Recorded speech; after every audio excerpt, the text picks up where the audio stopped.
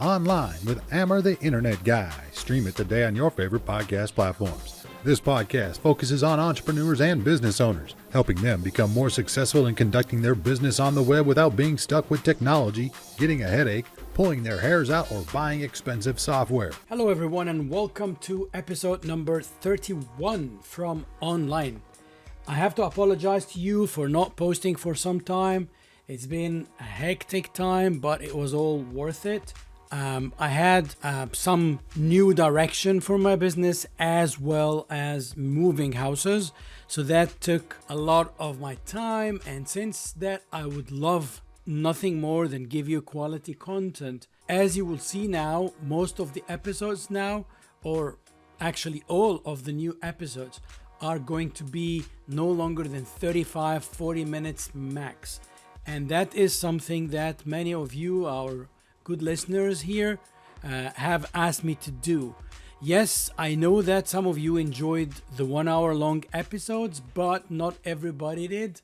So my guest today is Mr. Scott Schober. He's from New Jersey and he's an expert on cybersecurity. And there's a very interesting story that you will hear Scott mention in today's episode, that he was actually his business or his dad's business got hacked, and that was why he got interested in more and more in cybersecurity, and he started to actually write books on that, go to speak at meetings and seminars and webinars and things like that about cybersecurity. He started training people, raising the awareness. What we're trying to do during this episode is to make it easy for the business owner, the small and medium businesses. Most of us who either work alone or have somewhere between 1 and 10 employees do not think about cybersecurity that much. However, we do rely pretty much on the internet to run our businesses. So, think about your email safety, your email security, think about your website, your hosting. There are a lot of things that you don't see until something bad happens. So having the awareness and knowing exactly where you stand and how you can assess your cybersecurity is very important. It's not just for your business but also for yourself, because there's a lot of phishing attacks, there is identity theft. So it goes beyond business, and the more we are aware, the better and safer we are, especially with what's going on in the world right now. So without further ado, let's meet Scott. Hey guys, welcome to another episode of Online. Today I have Scott Schober. Did I say the name right, Scott? You did. You got it. Schober. How's it going, Mr. Schober? It's going good. A little bit of snow last night, but we're here in central New Jersey in Metuchen, and it's nice and bright and sunny, and it's an enjoyable Friday. So looking forward to the weekend. Nice. Yeah, Friday. The weekend is here. Yeah. So I looked at, you've been doing a lot of stuff, and there's a story about someone who was trapped in the French Alps, I think.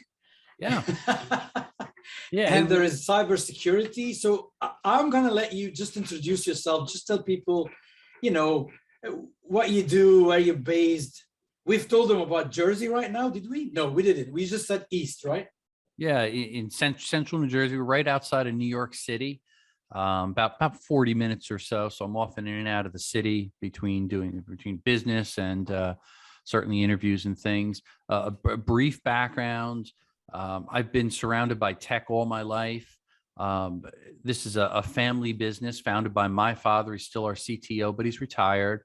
We're actually celebrating 50 years as a small business. It's kind of rare these days, and it's kind of cool to have that combination of a business that's been survived for 50 years, but then also I'm second generation running the business.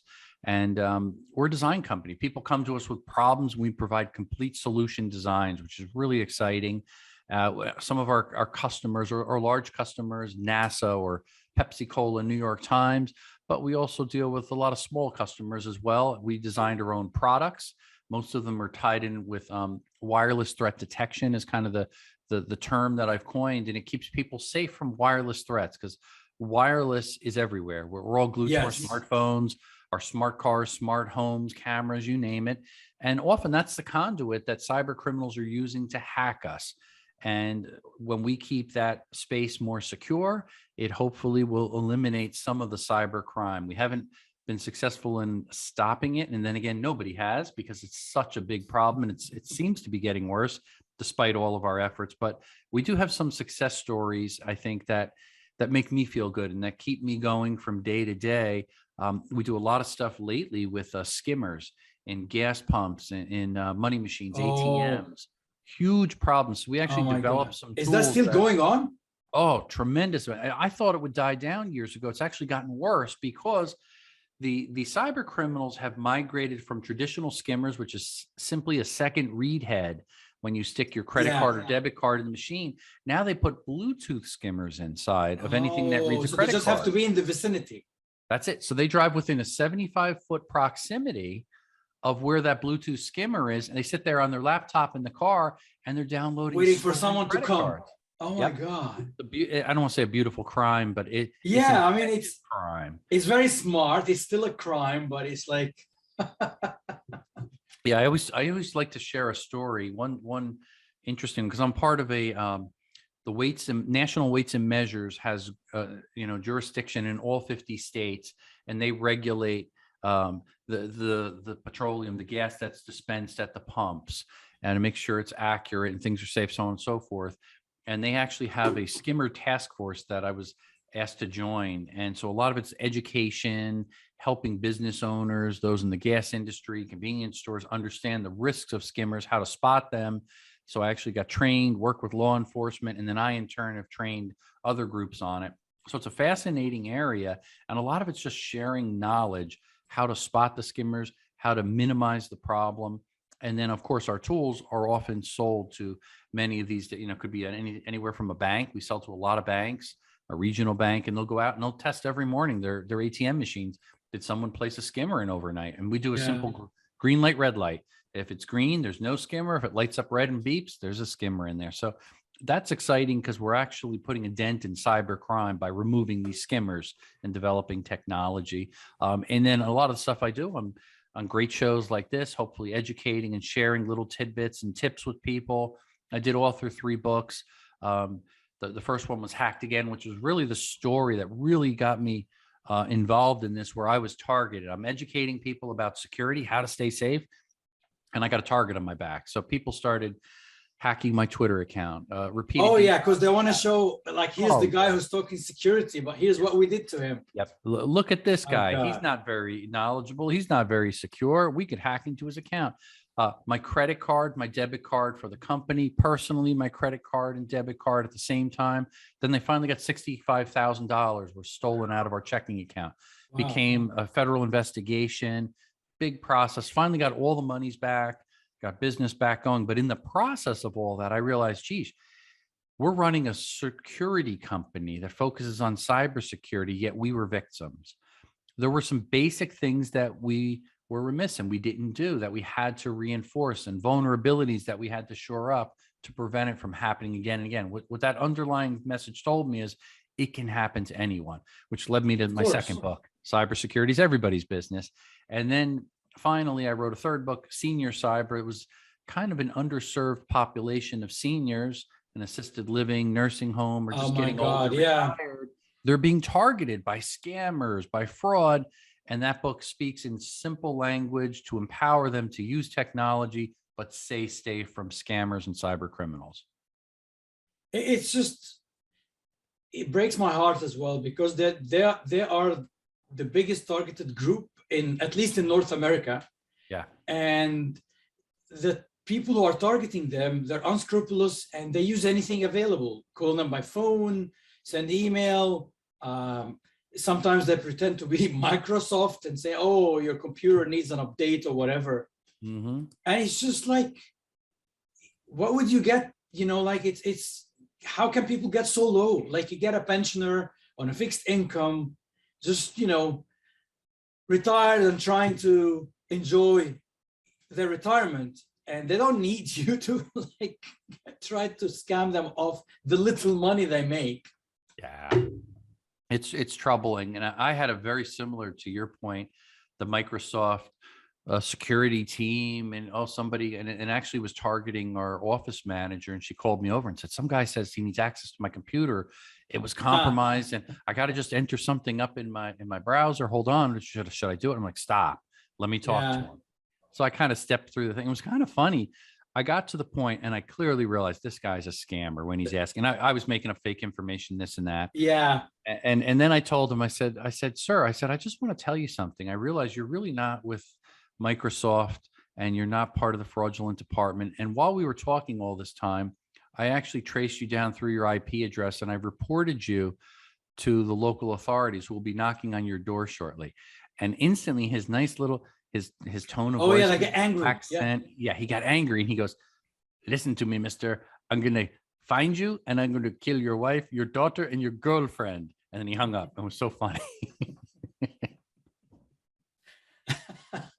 It's scary how they prey on people and just push and guilt and fear people into just divulging a little bit of information that they could then use against you. It's a mess.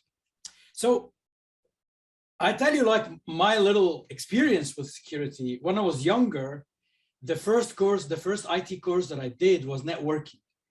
And at the time we didn't have Wi-Fi. So it's just like regular, wired networking. Then when Wi-Fi first started to surface, it wasn't secure by default. And if you added any security to it, it becomes unusable. Like the signal degrades. I think, I can't remember the acronym, but it was version 1. Okay. And then that was obsolete after it has been completely hacked, of course. But at the time, even when you added this encryption version 1, I think it was AES encryption. Basic AES encryption. This is probably back in, if it's in the early days, it was when it was 802.11b was the only IEEE standard for Wi-Fi protocol. At the time, 2.4 gigahertz. And then they expanded to 80. But it was slow by default. So once you add security, it becomes slower. Then you lose the signal.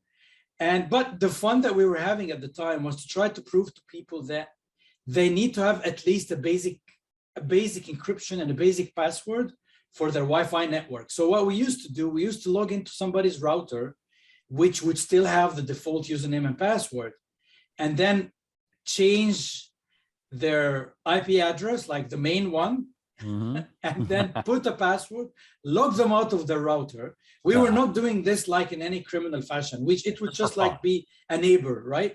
Yeah. And then you go knock on their neighbor and say like, you lost access to your Wi-Fi, didn't you?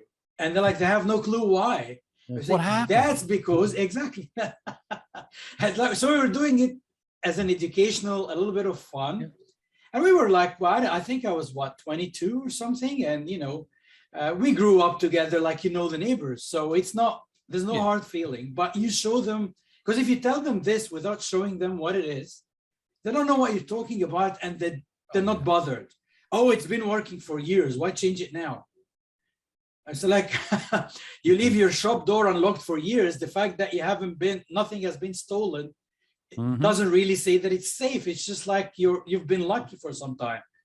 Yeah. It's just a matter of time before somebody's going to exploit that weakness there because you didn't shore it up. That's a good point. And I think that's true with a lot of technology. Just because we use it doesn't mean it's safe if we haven't been compromised or hacked. It's sometimes a matter of time. A lot of these breaches that I've done research on all the way back to 2013 with the Target breach up till today, sometimes passwords are compromised, credit cards are compromised, social security numbers. A year, 2 years later, suddenly, of course, what happened? I had this crazy charge on my card here. I've been so careful. Isn't that? Well, maybe that card was compromised a while back. And that was put on the dark web. It was sold. Now a cyber criminal is actually using it. Because cyber criminal gets millions of them. So maybe they didn't get to yours yet. Exactly. They're still working their way through. Yeah. But do people hate security? Because like most of my clients, if I attempt to put two-factor authentication on their emails, they hate it. Oh, yeah. They don't want two-factor authentication. Yep. And it is inconvenient sometimes, but it's not as inconvenient as being hacked. And that's what I try to balance out to people. I say, I tell you what, go through what I went through, months and months of complete, utter chaos. and paperwork and phone calls and emails and visits to the bank and law enforcement. When you go through it, you realize how disruptive it is to a business and to doing basic commerce each and every day and to selling products on your store. You don't know what you lost. That's part of the problem. Yeah. Like we have an online store, not every day, but almost every day we're getting sales, and it may be as low as $500 to maybe $6,000 or $7,000. That commerce is important to a small business. If you just turn the pipe off for a couple of weeks, guess what? That affects your bottom line, your profitability. Of course. And your reputation.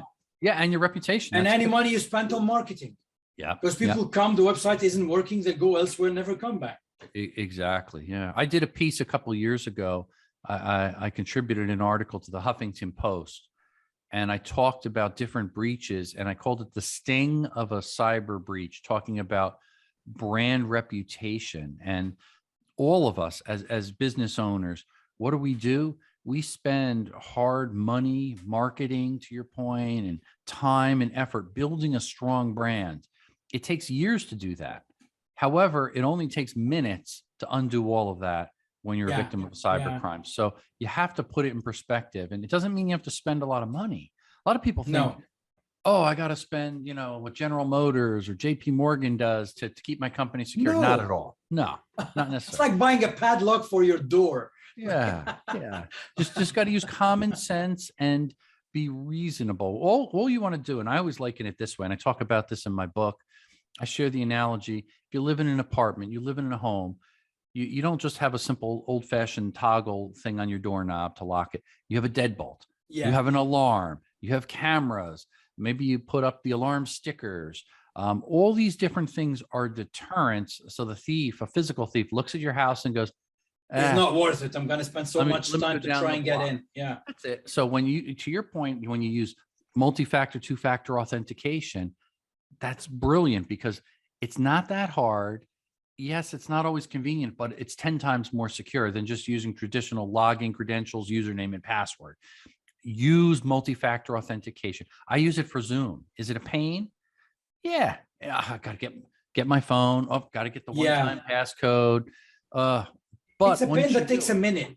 Yeah, it's a minute, but it's better than losing thousands of minutes and just spend 1 minute every once in a while. So put it in balance, I think. And then it gives you also a level of comfort, and you have a cybersecurity posture now that you can be comfortable with and not always live in fear, especially once you're breached. It's like I share the story in my first book when I had my car stolen when I was in college years back.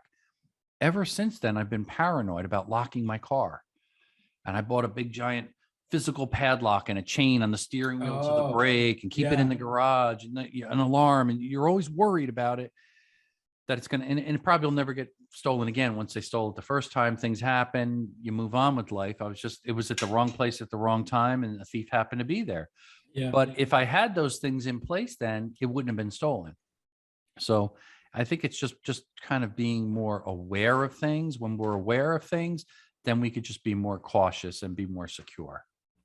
Would you say that education is the most important factor to be, I mean, when we say to be safe, it's actually your physical safety sometimes even depends on it. Yeah, I think I tie in education and security awareness kind of together. When you bundle those two things and think about it, if you're looking to be, I don't know, something as sad as, imagine somebody pulls up in a mall dark at night and they're walking from their car to go inside and they're afraid they're going to be abducted or something crazy like that. If you're aware of your surroundings, if you're thinking about it, what are you going to do? You're going to park closer to the entrance and exit. You're going to park under a light. You're going to carry mace in your hand. You're going to have your mobile phone on talking to someone, or maybe you'll go with a friend in and out. Just the awareness of it changes your sense of safety, allowing you to go to and from a place without being victimized. All the criminals and cyber criminals, they're looking for easy targets, low-hung fruit, get in there and get out of there without getting caught. And that's why what we were talking about earlier, like skimmers, it's kind of a victimless crime in a sense. They don't see the person they're stealing the credit card from. They don't make that association. And they don't, once they place a Bluetooth skimmer in a machine, they don't ever have to go back. They just drive up in that 75-foot proximity, download the stolen cards, go home, burn fresh cards, go sell them on the dark net, make a lot of money, and move on. And they're laughing their way to the bank. So when there's that disconnect, I think thieves are empowered. What are the old days? What do? You go into a bank. If you were a bad guy, you put a mask on, you have a gun. Have a gun, yeah. But they could hear your voice. Maybe your mask comes off. They see you, the car. We didn't have the technology to identify them before. Exactly. Yeah. There's so many tells now. And the money bag blows up and there's blue ink in your face. So there's so many things in physical security they've implemented. You don't hear that many banks getting robbed anymore. But cybercrime, it's shooting. Yeah, because it's safer for the criminal as well. Like that could be halfway across the world. Like it doesn't, you can't even enforce your laws on them in another country. Exactly. And then think about too, which I think is pretty amazing. You've got all the physical aspects of identifying an actual criminal. When you're a cyber criminal and you steal something, and it could be anything, it could be personal information, an identity theft, social security number, it could be crypto, bitcoins or whatever. You now have a marketplace that going on the dark web allows you to stay anonymous. They can't find your location because they're bouncing around the IP addresses. You're in India. No, I'm in Texas. Wait a minute. No, I'm in New Jersey. Where is this guy coming from? Where's his computer? He's in his pajamas in the basement. You don't know. You can't catch him. And then you're buying and selling things with cryptocurrency, which again has a level of anonymity. Things are encrypted. It's just the perfect storm for cyber criminals to go to. And a lot of these traditional gangs, even criminal gangs that orchestrated crime, have migrated into the world of cybercrime, which I thought was kind of interesting. Yeah, they all have to hire an IT guy. Yeah. So if you're an IT guy or cybersecurity guy, you got a job. You're in demand. Yeah. Whether you're working for the good guys or the bad guys, there's always a demand. So what do we, like for the everyday person, what can they do, without having to change how they live so much? What they can do to increase their security, their cybersecurity awareness, even if they don't have e-commerce. Like I'm pretty sure that nowadays every business has a website at least. So you do have some real estate in the cyberspace. Yeah, I think if you look at, say you're a small business owner and you want to have your own website and some e-commerce and things, that's great. I would say don't try to write the website and build the e-commerce site yourself. Hire a reputable third party that story of my life. They understand security and they'll regularly update the site. They'll perform an audit. They'll perform a vulnerability assessment for your business. You get a penetration test done. Expose where your weaknesses are. Don't hide behind them, but expose them and then shore them up to keep your business strong, whether it's on the web, your online commerce. When it comes to basic things, I always joke about people, social media, we all love it. We all share and we overshare though. You want to be social on social media, but not too social. Oh my God. You're helping people mount a social attack against you. Don't give them any more ammunition to steal from you, because that's what people do. And even simple things, I do this. I think about social media. I have accounts on all of them, as probably all of your listeners do.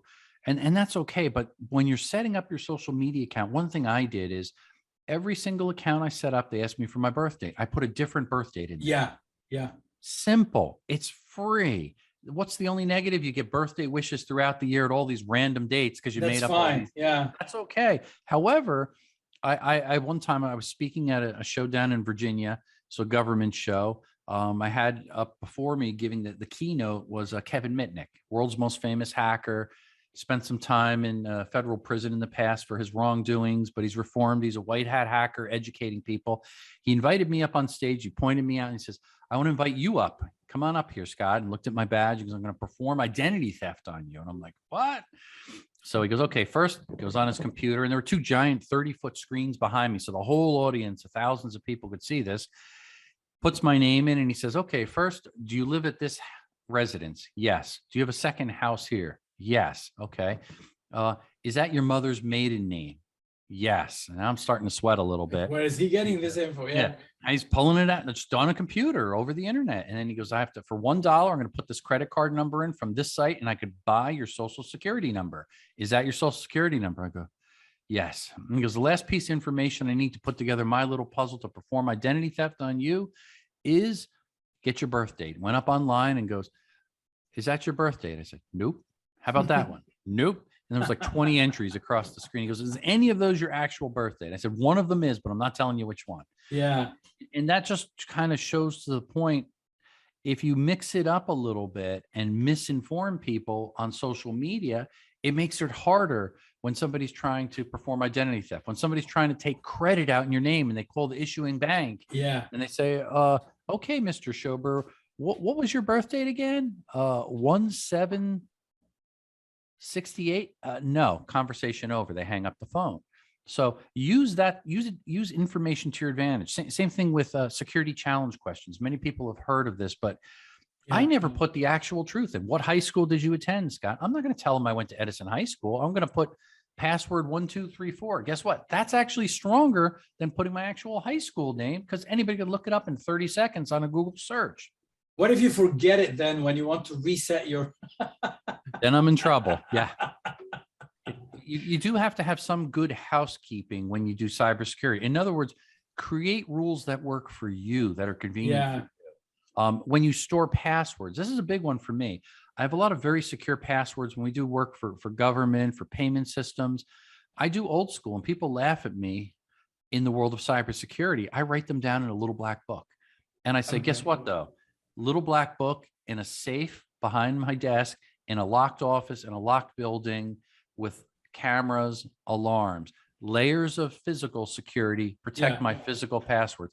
Other passwords that I need when I travel and access to more routinely, I use a good password manager. I use Dashlane. I like that. Course. Yeah, I use Dashlane too. So a lot of people have to look at the number of passwords. I'm managing over 200 passwords. It's hard. You need a system that works. Yeah, when I was younger, I used to remember everything. Now I can't. Like, I don't even know what I ate yesterday. So exactly. Yeah. So I think it's important. Use what works for you. I even created a simple little password book, a ledger I give to people when they buy my book, Senior Cyber. For older people, if they're only managing 5 passwords or 10 passwords, I encourage them, write it down, big giant font, spell it out on the page, and take that and lock that up in your safe at home. That's a lot safer than trying to remember a password, because otherwise it'll be a simple password, your dog's name, your anniversary, and the thieves are going to guess it. Or a program will just, keep trying until they find the right combination. Yeah, they'll do a dictionary attack. They'll use automated tools to guess the password. They'll scarf social media, anything they can to pull anything. That's the thing. Like, I work predominantly, I build sites with WordPress. I used to build sites by hand before, and they were a little bit harder to secure because there was no framework, right? And now WordPress is much better as an ecosystem, but because it's so popular, it's also easy to hack if the website owner doesn't have the proper security in place. And in most cases, like, you tell them, okay, rule number 1, your administrator account should not be called admin. Okay. Now, most of the hosting companies, when you go to click to install WordPress, they don't install that admin anymore, which is fine. But rule number 2, do not use your email that's tied to this domain name, because, like, for when somebody's trying to hack into a website, they need 2 pieces of info: username and password. Now, we've already given them the username by using your name at domain.com. So it's like, and then they only have to guess the password now. Yeah, and then people tend to share that login credentials to their marketing company, to someone to maintain the website. So suddenly, it's not one person that holds the key to get in. It's 2 or 3 parties. They get disgruntled. They don't get paid. Whatever. It gets out there. That's dangerous. And then you put in a security like plugin with a scanner and whatever, and you do 2-factor authentication. Next thing you know, the guy who's doing SEO hates it. So, hey, can you please disable this, because I'm having complaints of people not able to log in? And it's like, it's crazy. I think back, and I wrote about this a few times and often talk about it because it stands out in my mind. Think about a number of years ago, 2-factor authentication was not being used hardly at all. And you remember the famous iCloud celebrity nude photos were hacked and everybody was up in arms, this and that. And when I was doing research on it, and it was a lot, it was over 100 celebrities. In every single instance, they all used simple login information. Not one of them had multi-factor authentication, yet it was available for free for all the accounts. Yeah. No one used it. And that really, reins in the point about it's there, it's free, use it. If you're using Gmail, if you're going into your Facebook, like I said, Zoom, anything, even if you don't think it's that secure, it takes a little bit longer, but it keeps you so much more safe. Start using it, try it. Once you start using it, you'll start to say, you know what? It's not that bad. Now I'm accustomed to it, and you feel secure using it. I think up until 2016, Scott, the online banking did not like complicated passwords. Like you couldn't, and I used to joke, I used to say my Facebook password is 10 times more complicated than my e-banking password. I mean, now they all changed eventually, but like it was, and it used to drive me nuts because it's not hard to do. It's like, guys, it's just like, it's a field on a form where you just have to change it and make it accept anything. It's like, it's a 2-minute work. I can do it for you. Like, and I think with simple passwords, when I talk to people, they always still use simple passwords for their accounts. And I joke around. This story is a couple years old, but I have a friend and he's big into hockey, loves hockey and follows it, watches all the games, so on and so forth, goes up to Canada often, even to see many games there. And I know his favorite player. Anyway, he loves to travel too. And favorite player and his birthday or something. And I said, you know what? He called me up and he annoyed me for something. He was traveling internationally and was coming in through Texas. And it said, could you pick me up at Newark Airport? And I said, yeah, sure. And I didn't look at the time. And it was some crazy time, 1 a.m. at night. And I was like, oh, why did I agree to this? I never looked at the time. Now I got to get up in the middle of the night, go pick him up, sit in traffic, whatever. Fine, I'll do it. I said, I'm going to fix him. So I said, he's coming in what? And I had his itinerary. Oh, United. Oh, I see he has a frequent flyer number here. Let me log in and see if I could hack into his account just for fooling around. I know it's not legal. I wasn't going to steal any frequent miles or this or that. Although I thought about, you could send somebody flowers with the frequent miles. I said, that would be really funny, or transfer them to my account. But in any event, I said, let me just sit here and not type anything. Let me think. I know what his username is. What would his password be? I thought for 30 seconds. I tried it, and on the first guess, you got it. Yeah. Not. And that was the scary part. But what was even scarier, he works for a financial company. And I know some of his other things he does and the other sites he does. Yeah. So I said, let me go to these other sites. And guess what? I was able to get password. Every single one. Oh, God. So it was kind of funny. So then he texts me and says, I should be landing at such and such. I'm getting on the plane for Texas.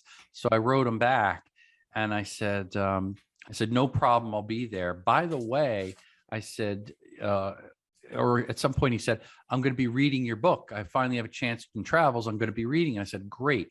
Go to the chapter that talks about passwords. And when you land, I'm going to tell you a story about somebody that got hacked. So he got off the plane. He's like, all right. And he goes, you got me stressed out. Who got hacked? And I said, you did, you idiot.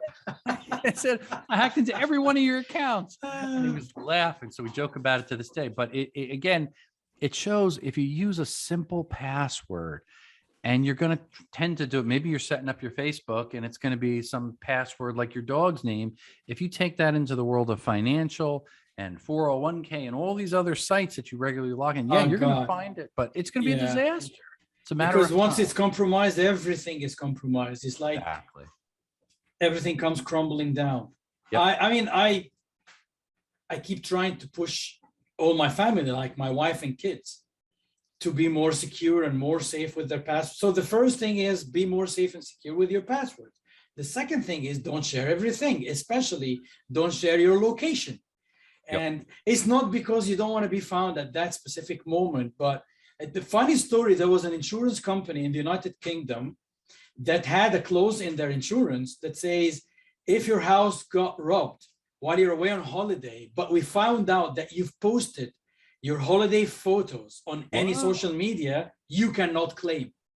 That's interesting. I've never heard of that. So it's basically, if you're like, I don't know, down in Thailand, and then you're posting all your social media like real time, which tells the criminals that you're away from home and your house got broken into, they're not going to pay you a claim because you kind of like help the criminals to know that no one is home. Like, and what I do is I do a mix on that. When I travel, I typically will not post for that day where I'm at. It's when I get back a week later, I mix it up. That's what I do. I do the same thing. Out there. I get back, I'm home, and then like I say, hey guys, here's some photos from X country. Yep. And even with my kids growing up, like when they were too young, like, and they could be cyber bullied or whatever, shamed into something. Mm-hmm. So I wouldn't put their photos. Like now they're, teenagers and they're old enough and strong enough to fend for themselves online at least. But I never I would put a photo that's 2 or 3 years old. Like they don't look like this now. Yeah. Yep, exactly. You don't educate the criminals. That's what I say. You're making their job easier, and that's not smart. So there's something we touched on, and I just wanted to make it simple and clear for our listeners. Mm-hmm. So number one, when we say simple passwords, this means, as you rightfully said, your dog's name or your first name of your eldest kid and his or her birthday. I don't know, the date of your marriage. All these things are simple passwords. And the first step is to have a complex password, which should have capital, small, and some symbols. Yeah. And the problem was that it's not easy to remember. So the second thing that we probably touched on when we said we use Dashlane is a password manager. And if I had to explain this, I had to explain this to my mom, who is about 80 now. Mm-hmm. And I don't think she's using it, but I just had to explain it anyway. I say, okay, you think of one complex password, but it's one only. You can write it on a piece of paper and keep it somewhere safe. As you say, in your safe or in your, I don't know, in your sugar, in your sugar box in the kitchen or whatever. Yep, under the mattress or in the icebox. Yeah. Yeah, as long as it's not under the mat outside the door. Yes. But it's the one password. It has to be very complex, and you have to remember it. But if you don't, at least you've written it down, and that would be your master password to the software, which is the password manager. Now, from that moment on, every other password is random. Like your password manager would just create some very hard to crack passwords and give them to you to use on your websites and on your social media and on your e-banking and whatever. And you don't have to remember any of them. So like they can be as complex and as bad as it can be. Like people laugh sometimes because like Netflix, for example, my son sometimes when he goes to watch, for some reason the account is logged off. So he asked me to send him the password. So I go to the password manager, copy it, send it to him by a text message. And he says, I'm going to enter all that. I said, well, like, that's what you get, buddy. Yeah. Because the password manager will not work on the smart TV. So we cannot have it enter it for you. But pretty much on your phone and your computer, the password manager will enter the password for you. So you don't even have to type it or copy paste it. So, that's the first thing. Yeah. And I think people that are, if they're trying to create a password, and say you do have a good memory, say you're younger and you have a good memory, just realize sometimes we focus so much on complexity rather than length. To some degree, I've read some studies that longer passwords are actually statistically more secure. Yeah. Is it important to do uppercase, lowercase numbers and something that's basically randomized? Yes, it is important. But just to give you like even if you don't, you can have like a sentence, right? Like a full sentence. Yeah. It like to your point, you mentioned like say I had numbers only and they were 10 numbers and 1, 5, 7, 9, 3, whatever, 10 numbers. And somebody was trying to brute force hack it with the automated tools. It's instant. The second that you now add a lowercase letter into those, so you have 10 numbers, maybe it's 9 numbers and 1 lowercase. Now suddenly it's an hour for brute force to hack it. That's a huge difference. Yeah. So now if you mix it up a little, put one uppercase, 1 lowercase, that same 10 character password. So capital S, lowercase s, and then 8 digits. Now it would take a month for brute force automated tool to hack. So we start to see the importance of it. Now, if I go back to something that's 6 characters, right? Many people, that's a typical password we remember. Yeah. And I use numbers, uppercase, lowercase, letters, symbols, everything. It's short.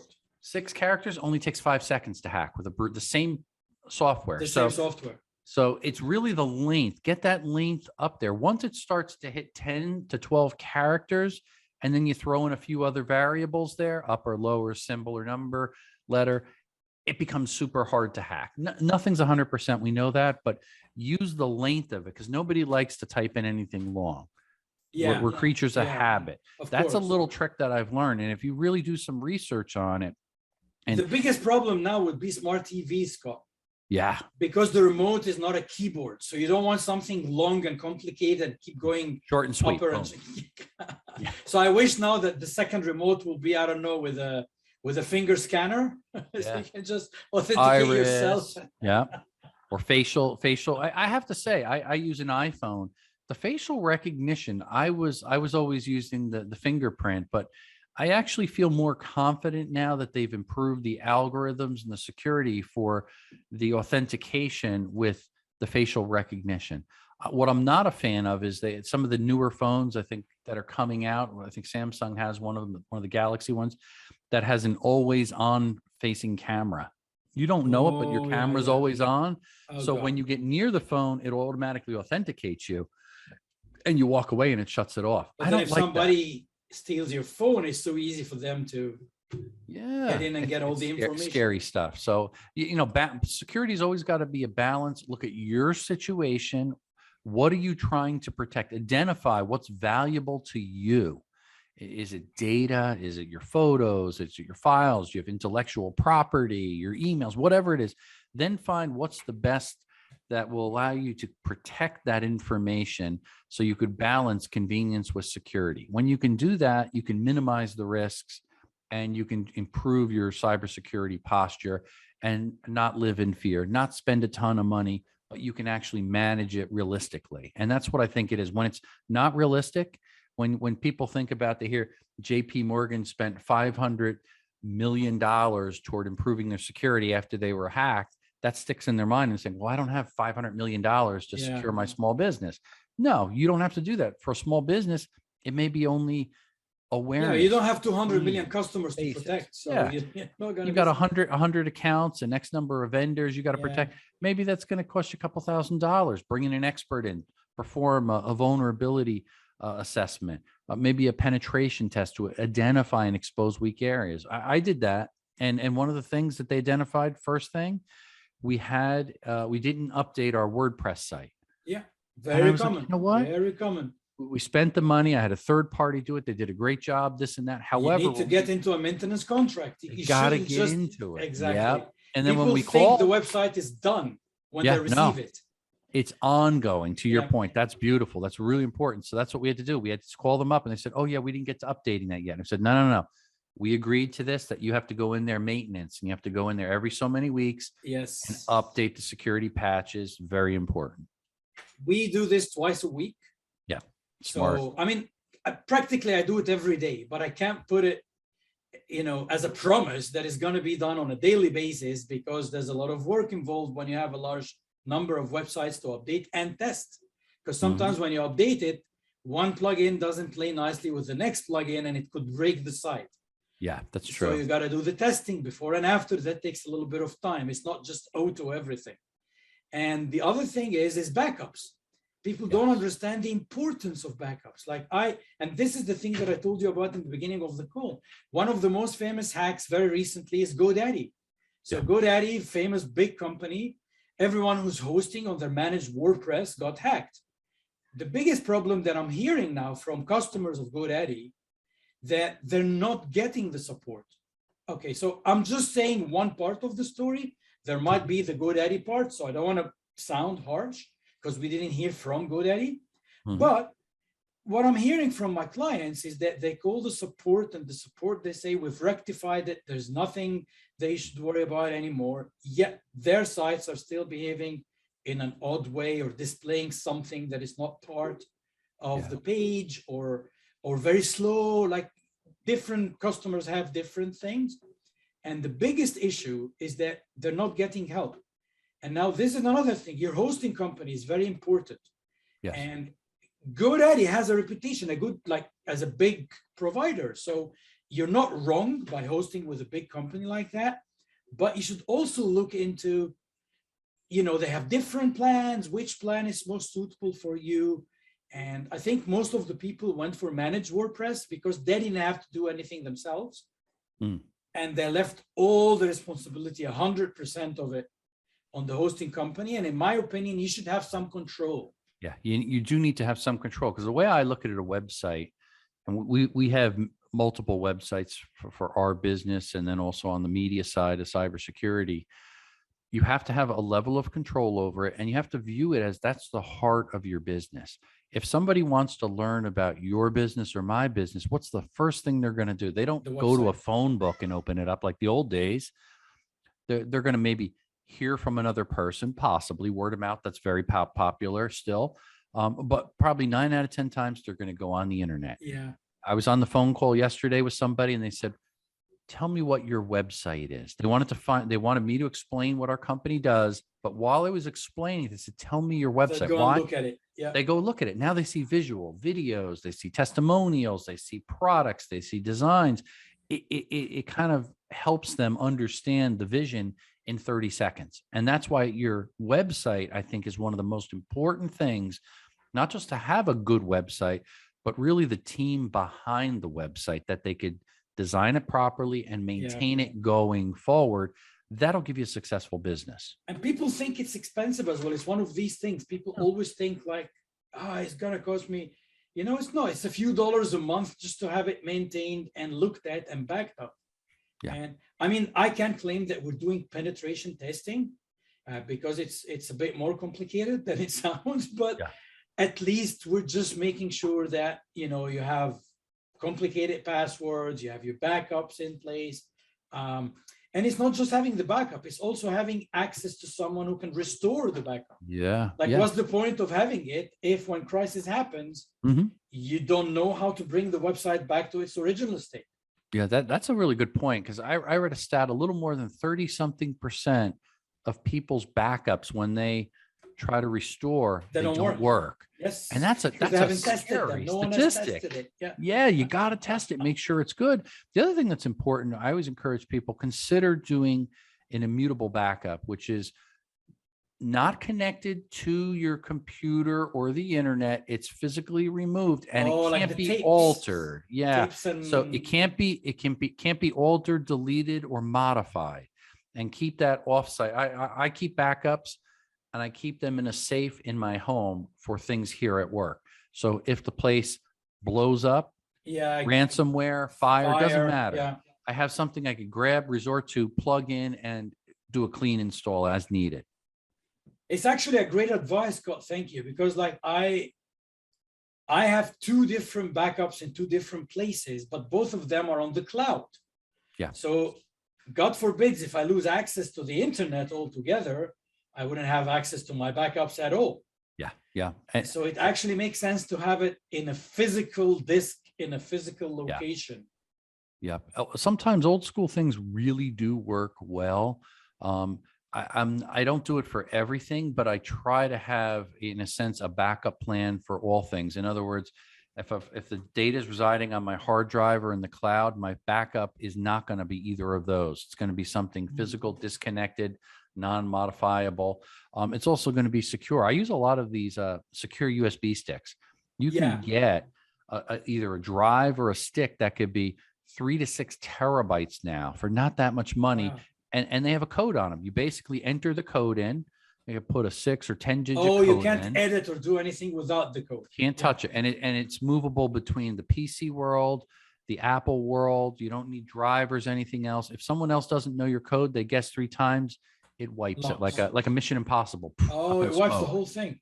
Yeah. So, and it's encrypted. It's got AES 256-bit encryption type 2, which is a standard that the US DoD uses.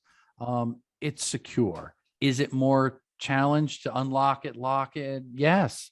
Yeah. Convenient I've seen for security. Some of them on the market with a finger scanner too. Yep. Those are too. And again, there it makes it a little bit more convenient. Nothing's 100% secure. However, it's a lot more secure than just taking a regular flash drive, USB drive, sticking it in, copy files, you lose it, drop it in the parking lot, someone accesses it, whatever. So yeah. it's important. And then you can also control it, which allows it to not be used to actually as a vehicle to put malware on. Because that's often the time someone will see a USB Exactly. stick, Yeah. put malware on it, put it back, and you don't realize that you stick it into whatever your computer. Yeah. Now you're a victim of ransomware or something else. A lot of scary things out there. I was doing some training a few years ago in the Saudi oil company, which is the biggest oil producer in the world. And it was then when I realized that their setup for every single employee, I think they had about 50 or 60,000 computers. Wow. And like for the whole company and all its branches, but they bought these computers without any input. Like there's no USB port. It was kind of glued or something, and it's not even connected to the motherboard. So even if you stick something, it's not connected to anything. There's no DVD drive. Like there's no way you can input anything. Yeah. A lot of banks did that too, I noticed. Yeah. But now they've saw the inconvenience of it, and now they've gone back to the back of their computer. You see USB ports exposed again, so it's hard. You could be as the customer sitting there and they're working on your application, and you could just stick something in and no one will notice. It's crazy. It's always I love what you said, and I think that's a good parting wisdom. It's a balance between security and convenience. Is that what you said? I'll let you say it again. Balancing security versus convenience, and at the same time maybe maintaining sanity, because you could also get to the point where you're so paranoid. No, you don't have to be paranoid. Yeah, that's not good either, because I got that way after getting compromised and hacked and doing research and talking to all these people. You if you start to live in too much fear, you'll do nothing, and that's part of the problem. You'll feel like it's not achievable. It's too much. It's too technical. It's too complicated. And I can assure everybody, I'm sure you can too, it's not that technical. It's not that hard. It just takes a little bit of discipline and common sense. Doesn't even take a ton of money. It takes some common sense and discipline, and you can get through and make it a lot more secure. It's like locking your doors. Like I always tell people, think of cybersecurity as physical security. The same thing. You have a website. It's like you have a house. Think of your website as your house. You want to lock the door and only give the key to somebody you trust. You're not going to just go distribute your key all over the place. So if you hire somebody to do your SEO, or if you hire somebody to do graphics or whatever, you don't have to give them admin access. They can be just a regular user. So you retain that admin, you and your web person who's looking after maintenance and updates and whatever. So at least it's just two people. And the rest of the employees of the company and everybody else who needs access and a login gets a user login. So they cannot, even if I'm not saying them as people, but if they're compromised, your website isn't, because they're just a user, not an admin. Things like that. Two-factor authentication is like adding another bolt at your door to make it, a little bit harder to break. Yeah. And it's effective. It really is. I've talked to many people, once they've migrated over and started implementing, especially multi-factor authentication, they've noticed a difference. And I think one thing you don't want to do, and I hear a lot of cybersecurity experts in the world, and they say, oh, but that's hackable, and somebody can do this with their SIM, and somebody can do this. Everything is. And nothing's 100%. But I tell you what, it's 100 times more secure than what you're doing right now, which is nothing. That means you will be hacked. But if you do something, it's a lot less likely. It's probably analogous to the stuff we talk about. And this, I don't want to get off into a political challenge, but wear a mask, don't wear a mask, safe social distancing, don't. I think we have to be balanced and reasonable to reduce risks, to stay healthy. And I think that's whatever important. that is, whatever works for you. Exactly. Yeah. And don't push it or force anybody to do anything. Let them make and don't force anybody to do nothing. So exactly. There has to be a balance here too. Yeah, doing nothing is the worst thing to do. That's my opinion. That's like saying just leave it admin and password 123 for login for everything. Admin. That's not good. Yeah. I mean, one last thing before we go, and for example, I give you an example of my kids. When I say, okay, does your phone, like, when you lock your phone, the lock on your phone, is it hard to guess? Is it like a complex, some of the phones that you have to draw something that's random or whatever. And then the answer that I used to get before was, well, there's nothing on my phone. Yeah.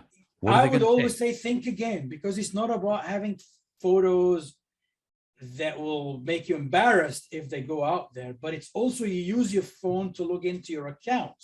You use your phone for e-banking. So there's a lot on it that maybe there's no images that will embarrass you, but there's a lot more than images. Mm-hmm. And people need to think about that.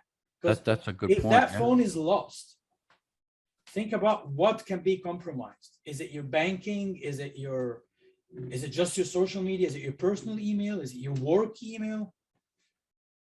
Yeah. And I think a lot of those things, if you hopped onto the average person's smartphone, you have access to it, and you wanted to now impersonate them, and maybe they do online banking. You could tell by looking at their apps, and you could log on and it fills in the password, fills everything in for you automatically. Now, what's the first thing you're going to do as a hacker? Well, I'm going to change that password to lock them out. Only me. Now I can go back on and whenever I like, take their money. So if you think like a hacker, you start to realize everybody has different levels of vulnerability.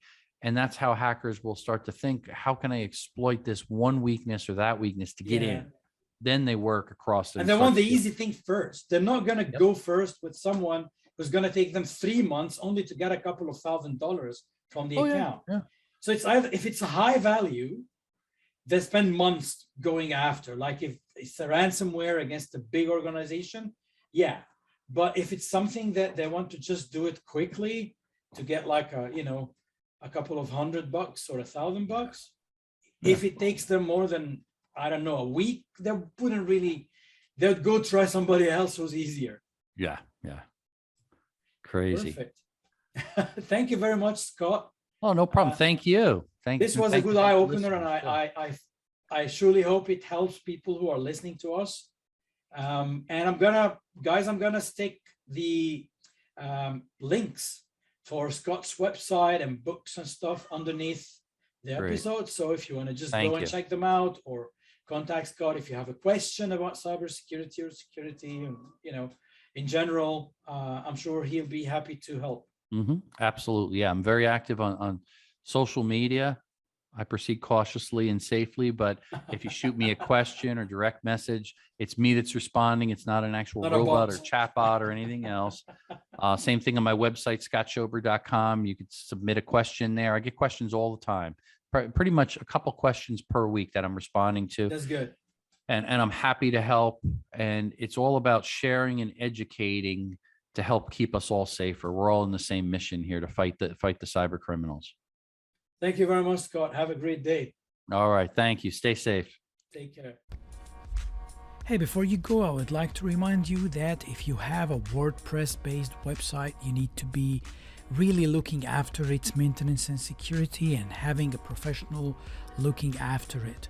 So if you feel overwhelmed, or if you feel that this back end and boring stuff is something that you don't want to do, please do hire someone, but get it done. Do not delay this. Do not leave your WordPress website not updated. Do not leave your plugins not updated. This will open it up for hacking and malware, and you don't want that. If you're unsure, head to my website, humantalents.ca.